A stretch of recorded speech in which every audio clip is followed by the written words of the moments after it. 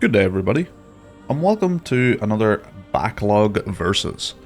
Now, because this is only the second one of these I'm done, I'm just going to give a quick sort of rundown of what my idea for this series is again. But essentially the idea is, we've all got a pretty large gaming backlog, and as I sort of get through mine, I want to put up videos that are similar in my What's This Then style of sort of first impressions, but less of a first impressions of, wow, this game came out, let's see what it's all about. It's still kind of that, but it's more so directed at the idea of, is this game worth digging through your backlog and, you know, time to finally play it type first impressions, I suppose. Because obviously you can get these games for a lot cheaper than they were brand new, so... And these games are likely sitting in people's libraries already, so it's not really like a purchase recommendation or like a is this worth your money type things. Like I said, most people probably already have it, or at least you'll be able to get it on sale very cheap. It's more so just, is this game, is it worth getting back to? You know, is this one that deserves your attention? And I just thought it was a fun series to do as I'm going through my own backlog. You know, I can kind of shout out and be like, hey, this game's actually worth checking out. You know, if you skipped over this one, definitely give it another thought. Also with sort of a focus on how does it run? You know, like, did it run poorly on launch? Are those patched out? Does it run better now?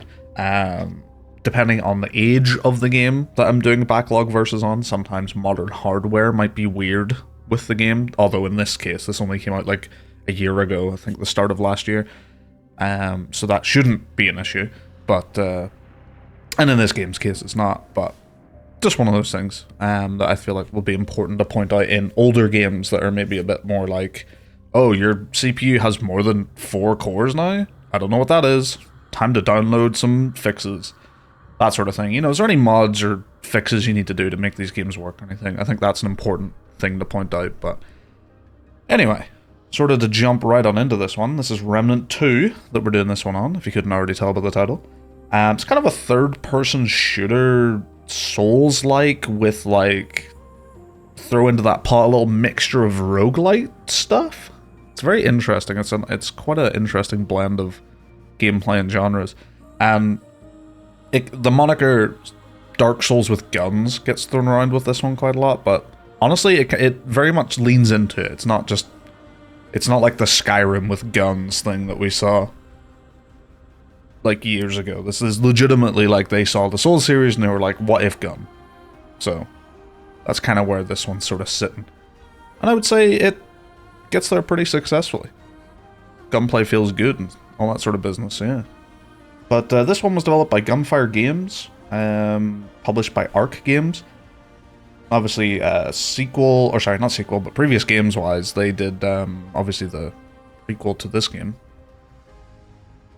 Is it still technically called a prequel if it came out just before it, technically? I'm not really too sure. But the game before this was obviously the first Remnant. But they also helped with some of the Darksiders games, which I wasn't actually aware of. They didn't... When you look at it on Steam and the developers, or if you Google the developers for Darksiders 2 and 3, it has them listed a bunch of other dev studios, so they must have sort of bit of a collaborative effort. But yeah, I didn't know that. So there you go, fun fact. Platforms wise, this one's on PS5, Series X, Series S, and PC. I think there was also some streaming services this one was on, but I don't really count those because you know, streaming services tend to go away and rise up and go away very quickly, or get kind of forgotten about or whatever. But yeah, there's a very, very solid chance that you've got this one sitting in your backlog then with the amount of platforms this one's sitting on. So yeah, it came out on the 25th of July, 2023, so not too old. Reason I'm getting into this now is just me and a couple of friends were looking for a game to play together, and we kind of had, you know, we're a group of 3, and it can be hard to find a co-op game with 3 players, and Remnant scratches that itch, so that's sort of why we're getting back into this one. In terms of pricing wise, it still sits on Steam at about £42, $50, which isn't a bad price for what you're getting here, but like I said, you can regularly pick this one up on sale during like Steam Christmas sale coming up, or the Any of the Steam sales, really. This one goes quite cheap. And just a little bit about the premise of the game. Remnant 2 pits survivors of humanity against new deadly creatures and godlike bosses across terrifying worlds. Play solo or co-op with 2 other friends to explore the depths of the unknown to stop an evil from destroying reality itself. So it's a pretty interesting setup, you know. It's a good premise and good setup for what this game wants to do for sure. Now just to quickly show you what the settings menu looks like. So we start in the video tab here. You've got some pretty nice stuff, you know, display mode. You got your brightness, motion blur, always at the top, you know, we turn that off. You got your VSync options, you got your frame rate, and you can sort of put that up to... I believe it goes up to 180, and then it will go to whatever your monitor refresh rate is, and then uncapped. For this sort of game, I sort of put it at about 180 or so. NVIDIA Reflex Latency, you've got the option there. You've got your upscalers, you've got your DLSS, and you've got your frame gen. Now, frame gen, I don't believe was in the game when it came out. I could be wrong about this, but I don't remember it being there.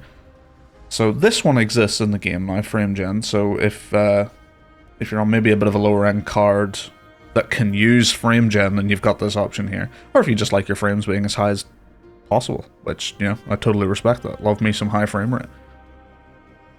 It does require you to restart the game, which is a bit awkward, but other than that, yeah, you've got that option.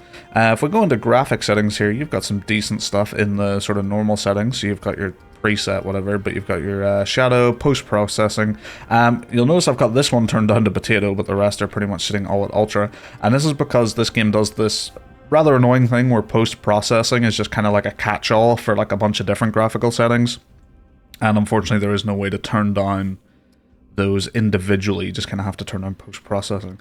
Like, I believe anti-aliasing is inside post-processing, and I think having it on Ultra activates some kind of TAA, because I believe the game for me looks just a touch blurry when I have this at Ultra, but turning it down to potato looks a lot better. And I haven't really noticed any other visual changes that much, so whatever else is in there is not really a big deal. So personally, I'd recommend turning that down if TAA is the bane of your existence, like it is mine. I hate it so much. But yeah, the rest of the stuff, you know, view distance effects, foliage quality, all that good stuff. Detailed shadows, which is an interesting one. Optimized performance in menus, which is a very interesting one. Like, why would you not just have this on by default? And you've also got an FOV modifier, which third-person games don't often tend to give you them, which is very nice to see. Although it does work on a very interesting scale of 0.5 to 1.5, which is hard to tell what that translates to in, you know, human terms. So you just kind of have to play around with that one. That's what I've sort of landed on myself. It might be a little bit wide, but yeah, you can always, you know, that's the great part of having the option, is you can change that as you wish. So the game does kind of run a bit heavy. It is a bit heavy on the system. I'm running a 4090 and a 7800X 3D, so I don't really have any issues running it like this with no upscaler or frame gen or anything like that, but I did cap the FPS to about 180 just to stop my graphics card, you know, fucking going up and down in temperatures constantly. So, yeah, but just note that this game can run a bit heavy, but you do have your upscalers and your frame gen and stuff like that to kind of alleviate that. As much as I don't really like those being kind of band-aid solutions to, you know, perhaps some less optimized games, but it seems to be the way things are going, unfortunately. But at least there is a way to do this. You know, at least it's not just unoptimized mess that you can barely play. At least there's options, I suppose. But at the same time, we would just like to see the games be optimized, so we don't need these sorts of things. Unless you just want ridiculously high frame rate. Switching on over to the audio, yeah, you got your basic stuff in here. Subtitles, different audio sliders for all the different sort of sound types, nothing really too crazy there. Gameplay, you have a ton of options here. So you can show your damage, show health bars, allow auto-equip, show your helmet, vibration, game hide in, snap, just tons of different options. Do your camera sensitivities, change your HUD size, opacity, hit indicators, advanced reticule. I didn't even know this was a setting. The current reticle will be shown unless activated. Interesting. Okay. Yeah, you've got a ton of different settings, you know, very customizable in terms of what you want to have on and off. It's all really good stuff here. Personally, I haven't really changed any of this. I felt that the default setting for a lot of this is pretty good. I might have changed toggle sprint, to be fair, actually, back when I played this originally. And controls, you can rebind everything to your sort of heart's desire. Yeah, you've got a ton of different stuff, and you can even do a controller, which, again, fantastic stuff. And then languages, you've got just, yeah, change your language there if you want. So, let's actually jump into it. I'm going to jump into it with my power level 13 character here. This is the character I played whenever the game first came out. And you can see here I played for about 20 hours or so, which is a decent whack of time into this. But just to sort of show you kind of where I'm at. This is the hub area. Now, it might be looking a wee bit more stormy and miserable, but that's due to story things. Don't worry about that. As always, even though these games are older, I tend to not, I don't really want to spoil anything too crazy story-wise, although story isn't really why you're here with this one. It's very much the exploring these new worlds, doing the side content, fighting the bosses, getting the gear. That's really what you're here for. But, yeah, you've got your pretty typical array of hub stuff to do. So you've got this lady here, so you talk to her, and she can craft stuff for you. So you can buy these, like, starting things. These are here at the very beginning of the game. But you can also craft. So as you kill bosses, you'll get kind of like their item, the boss item, and that can either turn into a full weapon or it can turn into a boss mod for your weapon. And I'll sort of go over mods once we get into the inventory screen a little bit. And then you've got this fella here, and he just directly upgrades the stuff that you've currently got. Or you can downgrade it as well. Not showing me tutorials for some reason. Or you can like downgrade stuff, yeah, and get like some materials back for stuff, which is always nice. It's nice to be able to just sort of not feel like once you've upgraded, you've fully committed to something. But there's also a bunch of other people that you can talk to in and around town. It doesn't make it very clear that these people are vendors, but you can just like talk to this lady here, and she's actually part of the tutorial. So if I just skip through some dialogue. So everyone is pretty much a vendor, near enough. Not quite everyone, but anyone that has a blue marker on the minimap generally tends to be someone that sells something. So if we go over here, and they're all like sort of themed. So this guy over here sells weapons, for example, because he's by the firing range. For some reason, it's giving me the dialogue as if this is the first time I've spoken to these people again. Probably just due to some update and the fact that I've been away from the game for quite a while. So yeah, you can see he sells weapons. Some of these vendors as well, the sort of like more side vendors around here also sell these like, well, this one's like a rusty metal, but some of them sell like a few other things, and it doesn't really tell you what they do, but what those are the actual classes. Because you can buy them and then switch class up at, there's a fella up in the crane up there. He's who you'll get your first class off at the start of the game, but then you can also swap. But if I actually go into the inventory here, let's see, where's a good place to start? So we'll start here. Actually, we'll start in the archetype screen. So this is your class screen. So the class I went with is Gunslinger. Now, I believe to get this class you had to pre-order the game, or at least buy it within like the first week or something. I can't remember exactly how it worked. It might have been buy it in the first like week or something, and you get this extra class. You can acquire it in the game. Otherwise, it's not locked to like a pre-order or early purchase bonus or anything like that. But yeah, so you may not have this class should you buy the game now. Keep that in mind. But all the classes, they sort of, you play them, you level them up, and they get different sort of abilities as you go through. So you have your skills, which is kind of like your ultimate ability, the thing that sort of recharges and you use in like oh shit situations. As far as I know, all the classes have 3. You'll start with this one on the right, and then you'll unlock more as you go along. And then you also have these perks, which are passives.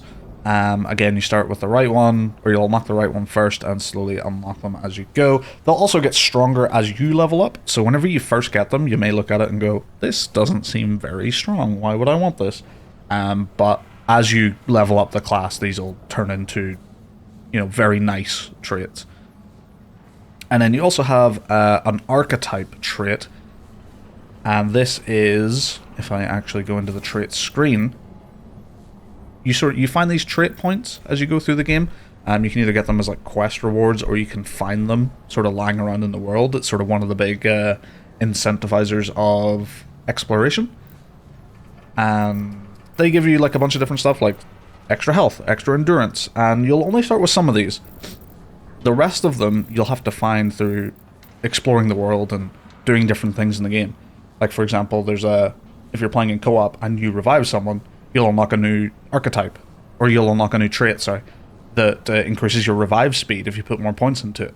So playing the game, you'll just acquire these. Doing side missions, you'll just acquire these. Doing the main story, you'll just acquire these, you know. And they're cool ways to flesh out your character, and you can respec these to, you know, so you're not too locked in. But you do get a special one that's part of your class. So the gunslinger gets plus 50% ammo reserves, for example, which is really strong because you can really chunk through your ammo fast in this game. So I'm a big fan of that one. And you can also see on the left here, you've got like some stats. I believe you can see those here as well. So you got your health, your stamina, your armor, your weight. This game does have a Dark Souls weights sort of categories, and if you're in that, it affects your dodge roll.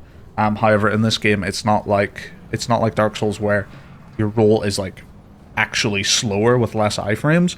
Your roll, from what I can tell, is exactly the same, except it just has a higher or lower stamina cost. So 25% stamina cost for like medium. I believe it's like 35% or 40% for heavy, and then, you know, sort of etc, etc.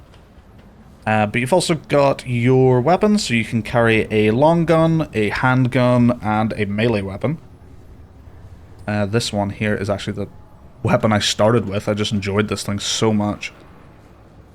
Melee weapon, I believe that was some kind of boss weapon, and this I think I acquired from a level. I can't exactly remember. It's been a while. It's been about a year and a half or so since I've played this this character specifically. But you can level up like the guns as you've seen at the other guy, or you can sort of get a new gun and level it up. As far as I can tell, it seems every gun is pretty viable. It's just how much you upgrade it, really, or how much you want to upgrade something. These guns also have a...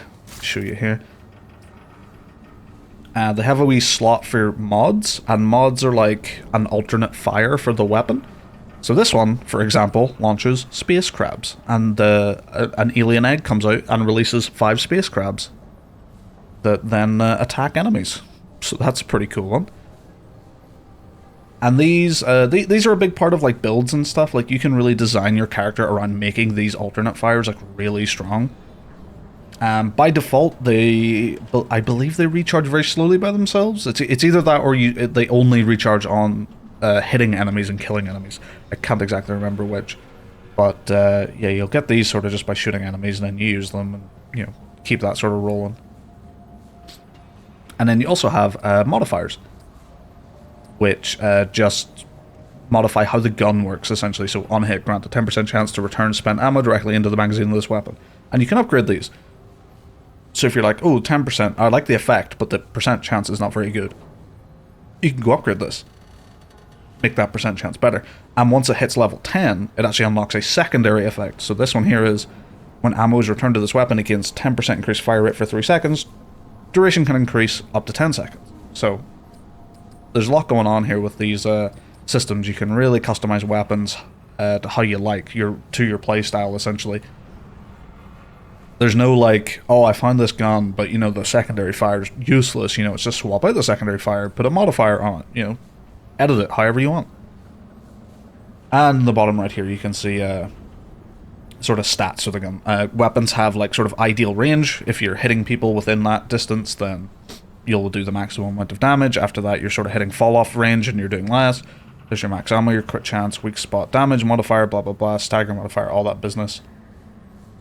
So that's all good stuff, and you've got some descriptions about the weapons in the top left as well. Oh, one thing I should say as well, you'll notice that in the bottom picture here, this lever action rifle, and in the little hover card here, looks quite different than when I inspect it and look at it here. That's because your modifier, or your mod, actually changes how the weapon looks, which is really cool. I'm a big fan of that. You can get some real funky looking weapons. I mean, that one there already looks like something out of the Alien franchise, if it were a bit darker. So that's cool. Big fan of that. And you can put a mutator onto a melee weapon. You cannot put a mod onto a melee weapon because they don't have alternate fires. But you can do mod and mutator for your secondary weapon as well. So you can have quite a variety of stuff going on. And then if I show you this section up here, so you have 4 ring slots. You will get a lot of rings in this game. There are a lot of rings. You'll get them constantly. And a lot of them are very good. So these all go towards your build, essentially. Build crafting and all that business. And then you've also got an amulet, which is similar deal. You know, just different types of modifiers and stuff. You won't get quite as many of those, but still a lot. But like I said, look, you get a lot of rings, and they'll all have different effects and stuff. So dealing weak spot damage increases weak spot damage by 5% for 5 seconds, stacked 4 times. You know, shoot people in the head, shoot them in the head more, do more damage. Good ring. So yeah, I've got a bunch of different stuff there, and in your amulet slot. And then I suppose I'll also show you this game's not Estus Flask. This is one of those things where you go like, okay, this is a Souls-like, you know. This is essentially your Estus Flask, you know, just use it and it heals. You have a certain amount of them until you set at a checkpoint, and then you get more. But one cool thing this game does is it actually changes what ones you can equip and what effects they have.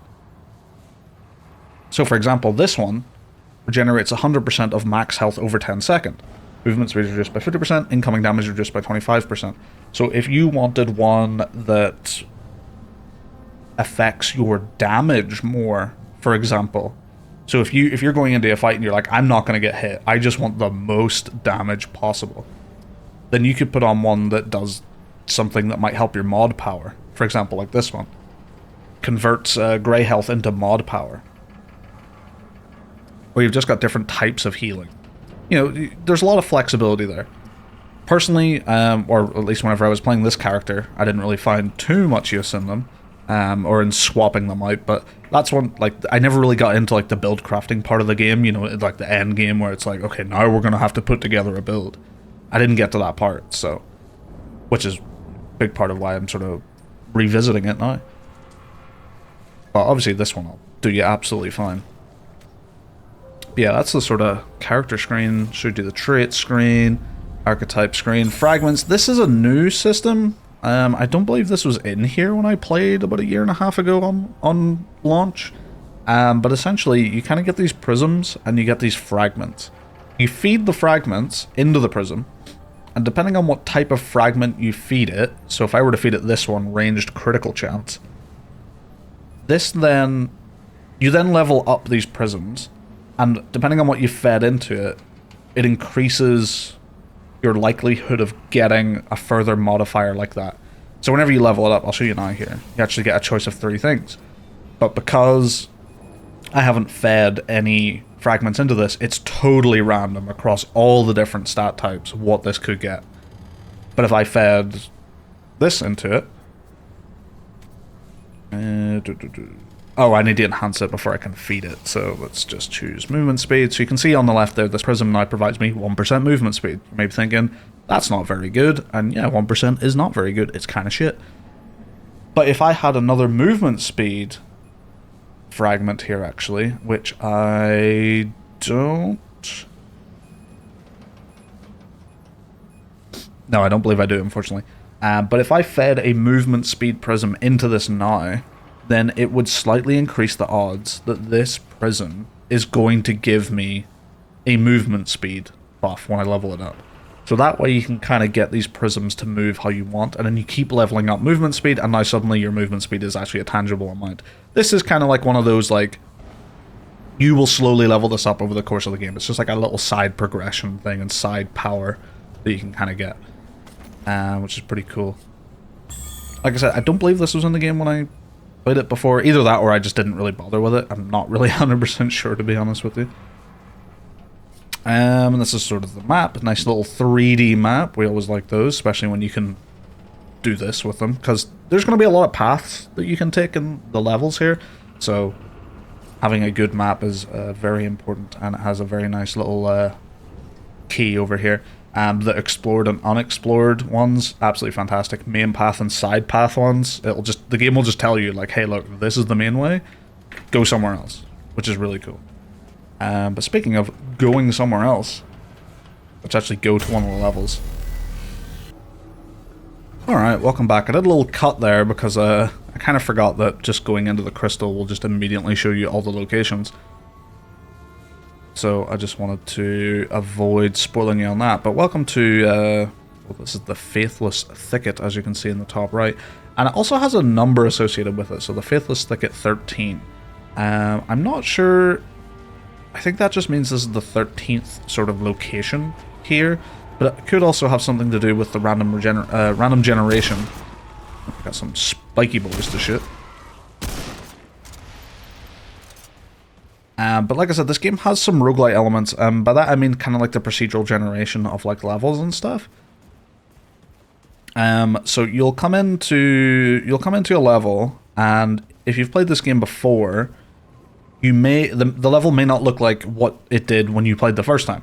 It'll be just different. It'll be a different layout. There might be different things to do. There might be different bosses to fight. It's really cool. Like when I've been playing it with my friends here recently, we've been going through this like sort of big castle-y, like elven fae temple sort of level area, and I have never seen any of the stuff that's in there, even though when I played this game a year and a half ago, I went through a similar area, but I fought totally different bosses, seen totally different characters.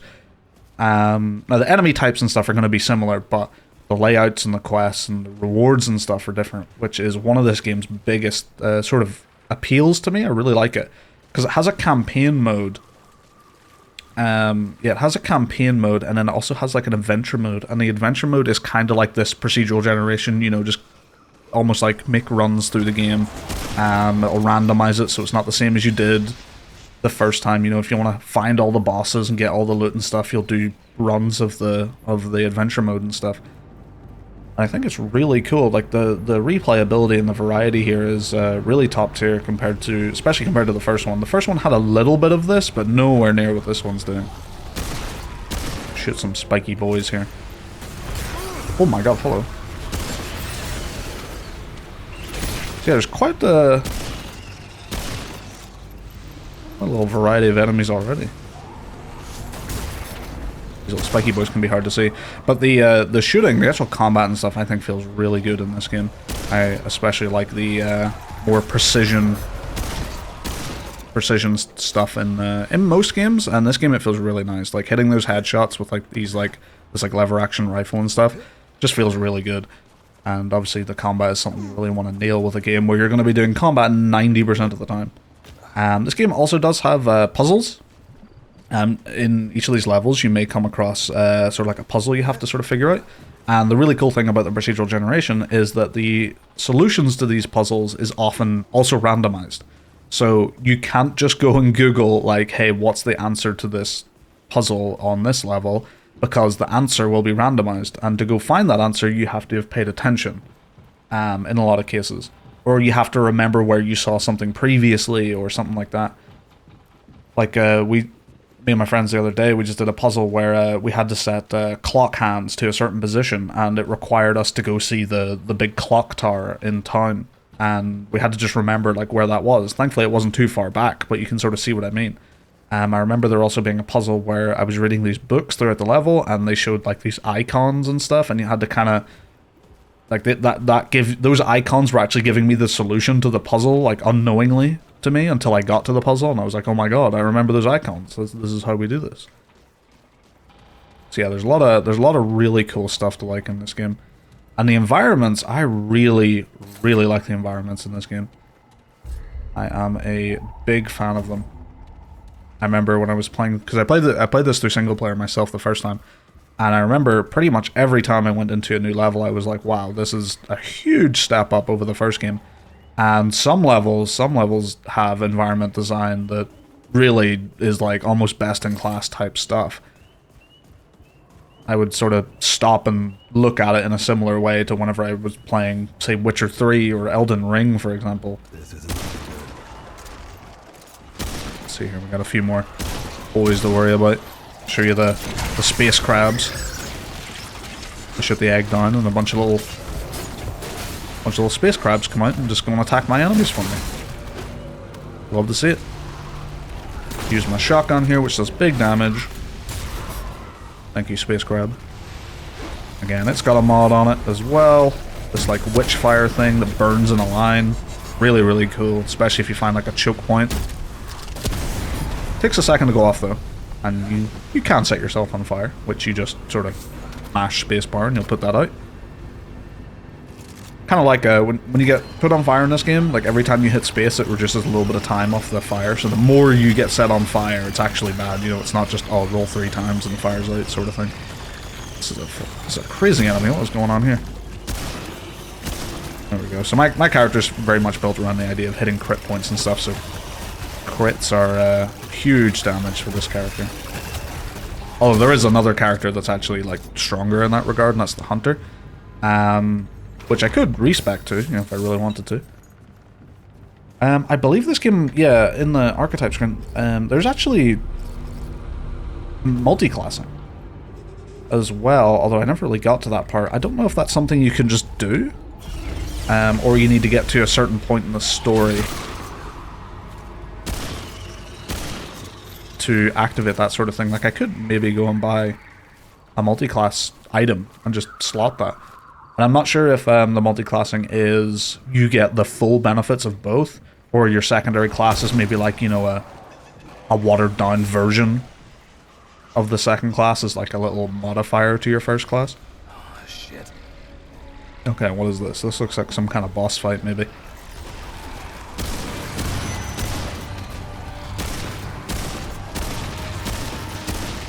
Maybe not boss fight, but a big enemy, Ow. So yeah, in combat, especially with these big boys, you're going to be rolling a lot. Because just like Dark Souls, or at least the newer Souls games, rolling is kind of how you avoid pretty much all the damage. But yeah, I'm a bit over leveled for this area, and crit damage does a lot for me, so.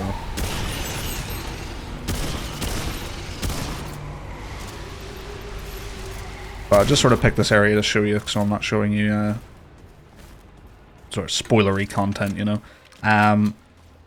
Whenever you start a campaign, you may start in this area. Like, you could be here, exactly where I am. It's hard to say.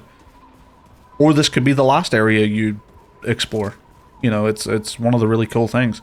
Like, whenever we started our co-op sort of campaigns together the other day, 2 of us started in the same place, and then the third fella, he started in a totally different place, you know, in that like elven Fey area I was talking about. And I had never started there before, so we joined his campaign. It was like, wow, this is, you know, totally different. I've never seen this before. And for a game that I've put 20 hours into, for the game to just consistently show me like, hey, this is totally different from what you did. This is totally different from what you did. It's like almost like I'm playing a different game with the same combat, you know? It was just, it was one of my absolute favorite things about this game. Who's this? Another big fella? Let's actually use my alt. This gives me infinite ammo, fire rate.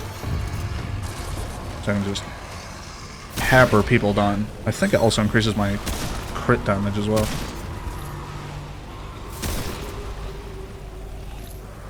I maybe would have liked to have shown you a boss fight, but honestly, a lot of the bosses in this game are really like cool spectacles or like really interesting concepts. There's one boss fight in particular that I'm a huge fan of, just like conceptually, that I would hate to spoil. So I'll leave that one for you to figure out, but just keep your eyes open for the cube, is all I'll really say on that one. But there's a lot of... One of this game's sort of things that people thought was going to be a bit short was going to be the boss fights, because the boss fights in the first one were a bit like meh, like they were okay for the game, but for what the game was trying to compete against or trying to be, they weren't really up to the standard, really. This game's boss fights has like there's some really cool boss fights in here, like some that I would say rival some of the best of like the Souls series, for example. Always getting ambushed by these little guys. But yeah, look, we see over there, so there's like an area transition. So that would be like where, you know, again, this level's randomness kind of splits off. And it's not like, it's not 100% procedural. You know, every block or every bit of terrain you're seeing isn't like completely procedural. It'll be like, here's a chunk, and then this chunk could be connected to this other chunk in a random way that you've never seen before. So you will see, you know, if you've come through this jungle area enough times, you will probably start seeing areas that you have seen before. But you may see them with like different things in them, or different things to do in them, for example, all that sort of stuff. So let's see here. So this is a main path that I've actually been through before, so I'm just going to quickly see what's on the other side of this. But progression-wise and stuff, just to speak on that, it doesn't seem like too grindy. The only real grindy part is this part, feels like. Everything else you kind of get pretty snappy and pretty quick, like leveling up your archetype. That feels quick. I didn't really have any issues. Oh, this place is absolutely gorgeous. I mean, look at this. We just went from in there and sort of like a darker nighttime sort of one to a more lightly, more brightly lightened up one here. This is really nice. All these floating islands and stuff, really cool designs. And this is what I mean, like you'll just be walking through this game and you'll load into a new area and it's like, wow, this place is gorgeous. You'll get that quite a lot. But yeah, anything else I want to talk about? I suppose music, I mean, it's got your pretty typical affair of just, you know, sort of combat music and boss fighting music. It's all good stuff, you know, there's nothing that really stands out as like, wow, this is the greatest thing I've ever heard, but it's not weak to the point where you're thinking like, you know, this game needs better music or anything like that. So no real complaints on that one. And then I suppose the last thing I really want to touch on then is that there are 3 DLCs for this game now. Now I have not played those myself. I haven't bought them myself yet either. I think if me and my friends get far enough, then I may look into buying them, because this game does the really cool thing where if one person has the DLCs, then everyone in the party can play the DLCs. Now, if you get any DLC weapons or gear, they will not be able to use those, but they can experience the DLC visually and, you know, gameplay-wise and all that sort of stuff. Big fan of that sort of thing. Very cool. But 2 of them are sitting at kind of like mixed